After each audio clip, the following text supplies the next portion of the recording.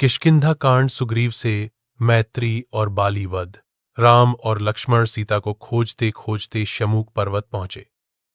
वहां उनकी भेंट वानरराज सुग्रीव से हुई। सुग्रीव ने दोनों भाइयों का आदर सत्कार किया और कहा, मैं भी दुखी हूं। मेरे बड़े भाई बाली ने मुझे राज्य से निकाल दिया है और मेरी पत्नी को भी छीन लिया है। अब मैं इस पर्वत पर छिपकर रहता हूं। राम ने सुग्रीव का दुख सुना और बोले, सुग्रीव, चलो हम मित्रता करते हैं। मैं तुम्हारी मदद करूंगा और तुम मेरी सीता की खोज में सहायता करोगे। मित्रता का वचन राम और सुग्रीव ने अग्नि के सामने हाथ मिलाकर मित्रता का वचन दिया। इसके बाद सुग्रीव ने राम को सीता हरण की सारी कथा सुनाई। राम ने सुग्रीव से कहा, तुम्हारा दुहक मैं दूर करूंगा, पहले तुम्हें न्याय दिलाऊंगा। बाली और सुग्रीव का युद्ध। राम ने सुग्रीव से कहा, भाई को युद्ध के लिए ललकारो। सुग्रीव ने बाली को पुकारा। दोनों भाइयों में भयंकर युद्ध हुआ। पहली बार राम ने बाण नहीं चलाया क्योंकि दोनों भाई बहुत एक जैसे दिखते थे।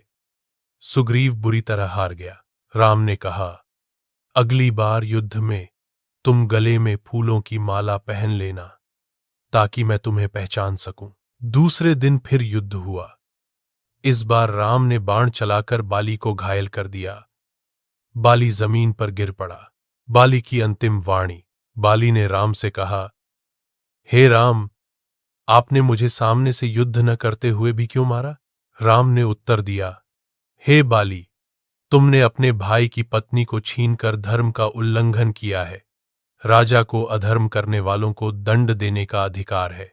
बाली ने पश्चाताप किया और अपने पुत्र अंगद को राम की शरण में सौंप दिया। फिर उसने प्राण त्याग दिए। सुग्रीव का राज्याभिषेक। सुग्रीव को किष्किंधा का राजा बनाया गया। सब वानरों ने प्रसन्न होकर जय जयकार की। पर वर्षा तू आने के कारण राम ने कहा, बरसात के बाद सीता की खोज प्रारंभ करेंगे। हनुमान का परिचय। इसी समय राम की भेंट हनुमान से हुई। हनुमान ने पहली बार राम के चरण स्पर्श किए और बोले, प्रभु, अब आपकी सेवा करना ही मेरा जीवन है। राम ने हनुमान को गले लगाया और सच्चे सेवक का सम्मान दिया।